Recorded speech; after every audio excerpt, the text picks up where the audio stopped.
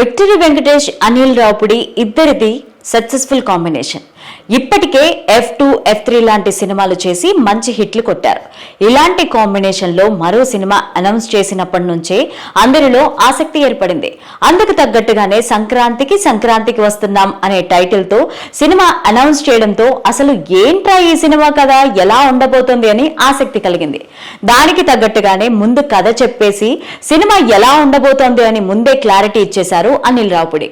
ఆ తర్వాత cinema promotions భిన్నంగా చేయడం, మిగతా రెండు సంక్రాంతి సినిమాల కంటే ఎక్కువగా ఇదే సినిమా ప్రేక్షకుల్లోకి బాగా చొచ్చుకు వెళ్లడంతో ఖచ్చితంగా ఈ సినిమా చూడాలని అందరిలో ఒక ఇంట్రెస్ట్ క్రియేట్ చేయడంతో టీం సక్సెస్ అయింది. అలాంటి ఈ సినిమా సంక్రాంతి సందర్భంగా జనవరి 14వ తేదీన ప్రేక్షకుల ముందుకు వచ్చింది. మరి ఈ సినిమా ఎలా ఉంది? ప్రేక్షకులలో ఆసక్తి కలిగించిన ఈ సినిమా ఆసక్తిని నిలబెట్టగలిగిందా?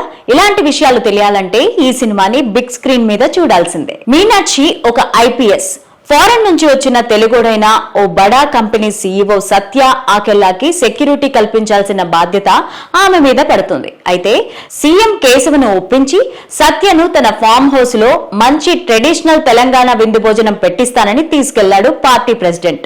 అయితే జైల్లో ఉన్న తన సోదరుడిని విడిపించాలనే డిమాండ్ తో ఒక inter state gangster farm house నుంచి సత్యను కిడ్నాప్ చేస్తాడు.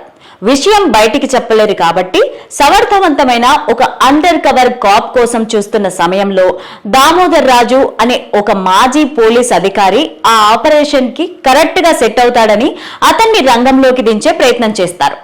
మీనాక్షితో ఒకప్పుడు ప్రేమలో ఉండి విడిపోయిన దామోదర్ రాజు ఆ తర్వాత గోదావరి జిల్లాకు చెందిన భాగ్యంను వివాహం చేసుకుని 4 పిల్లలకు తండ్రి అవుతాడు. అయితే మీనాక్షి ఎంట్రీ ఇచ్చి అలాంటి దామోదర్ రాజుని ఆపరేషన్ కోసం ఒప్పించి తీసుకెళ్లే ప్రయత్నం చేస్తుంది. దామోదర్ రాజు మాజీ ప్రేయసి కోరిక మేరకు ఆపరేషన్ లోకి ఎంట్రీ ఇస్తాడా?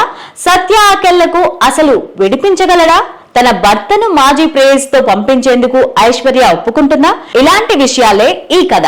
అదేదో పాత సినిమాలో వేణుమాధవ్ క్వశ్చన్లు మీరు అడుగుతారా, లేక మీరు అడిగే క్వశ్చన్లకు ముందే నేను సమాధానం చెప్పాలా అన్నట్టు ఈ సినిమా కథ ఏంటనే విషయం ముందే చెప్పేసింది సినిమా టీం. ఒక పోలీస్ మాజీ అధికారి సహాయం కోసం అతని ప్రేయసి ప్రస్తుత పోలీస్ అధికారిని వెళితే పెళ్లి సంసార బంధంలో ఉన్న సదరు మాజీ పోలీస్ అధికారి వస్తాడా రాడా, వస్తే ఏం చేస్తాడు అనేది లైన్. దానిని ప్రేక్షకుడు మెచ్చేలాగా కడుపుబ్బ నవ్వించేలాగా తీసుకురావడంలో అనిల్ రావుపుడి టీం సక్సెస్ అయిందని చెప్పాలి. ఎందుకంటే సినిమా మొదలైనప్పటి నుంచే ఒక రకమైన నవ్వుల రైడ్ మొదలవుతున్న ఫీలింగ్ కలుగుతుంది. ఇక సీన్లు గోదావరి జిల్లాల్లోకి ఎంట్రీ ఇచ్చిన తర్వాత ఇక ఆ కామెడీకి అడ్డే లేదన్నట్టు ఫస్ట్ హాఫ్ ప్రీ ఇంటర్వెల్ వరకు కూడా సాగుతుంది. ఇక సెకండ్ హాఫ్ లో కామెడీకి బ్రేక్ వేసి కాస్త యాక్షన్ సీన్ లోకి దిగిన హీరో చివరికి ఆలోచింపజేస్తూ కొంత ఎమోషన్ ని టచ్ చేస్తూ ప్రేక్షకులను ఇంటికి పంపించే ప్రయత్నం చేశాడు. ఇక సినిమా క్లైమాక్స్ లో తీసుకున్న ఒక పాయింట్ మంచిదే అయినా కూడా ఎందుకో కావాలని ఇరికించిన ఫీలింగ్ కలుగుతుంది. ఓవరాల్ గా చూసుకుంటే ఈ సినిమా ఆద్యంతం ప్రేక్షకుల్ని నవ్వించడానికి, ముఖ్యంగా ఫ్యామిలీ ఆడియన్స్ ని టార్గెట్ చేసుకుని చేసినట్టు అనిపిస్తుంది.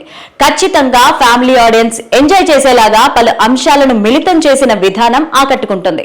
అయితే అలానే లాజిక్స్ కు అందని సీన్లు చాలానే ఉన్నాయి. కేవలం ప్రేక్షకుల్ని నవ్వించడమే ధ్యేయంగా సాగిపోతుంది.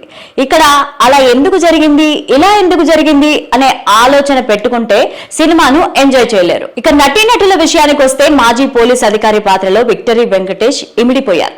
ముఖ్యంగా తూర్పుగోదావరి జిల్లా యాస మాట్లాడుతూ తనదైన శైలిలో కొట్టిన పిండి లాంటి పాత్రలో పరకాయ ప్రవేశం చేశాడు. ఇక ఆయన భార్య పాత్రలో ఐశ్వర్య రాజేష్ కూడా అంతే స్థాయిలో నటించింది. తెలుగమ్మాయి కావడంతో ఆమెకు మరింత ప్లస్ పాయింట్ అని చెప్పుకోవచ్చు. ఇక ఆమె పాత్రలో పోటీ పడి నటించే ప్రయత్నం చేసింది మీనాక్షి కూడా. ఇక యానిమల్ నటులు బాబీ డియోల్ సహా తమిళ నటుడు TVV గణేష్ కామెడీ ట్రాక్స్ బాగానే వర్కౌట్ అయ్యాయి. వడ్లమూడి శ్రీనివాస్, అవసరాల శ్రీనివాస్ రెడ్డి, శ్రీకాంత్ అయ్యంగార్, మురళీధర్ గౌడ్, పమ్మి సాయి కుమార్ లాంటి వాళ్ళు కూడా చేసింది చిన్న చిన్న పాత్రలే అయినా పండగ సినిమాలో మెప్పించారు. ఇక మిగతా పాత్రధారులు అందరూ కూడా తమ పాత్రల పరిధి మేరకు నటించారు.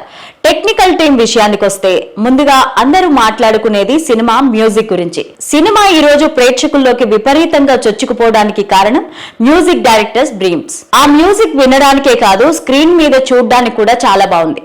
ముఖ్యంగా సినిమాటోగ్రాఫర్ కూడా సినిమాని నెక్స్ట్ లెవెల్ కి తీసుకెళ్లడంలో సక్సెస్ అయ్యారు. ఒక పండగ సినిమా ఎలా ఉండాలో అలా ప్రేక్షకుల ముందుకు తీసుకొచ్చారు ఆయన. ఇక డైలాగ్స్ ఆకట్టుకునేలా ఉండడమే కాదు, ఆలోచింపజేసేలా ఉన్నాయి.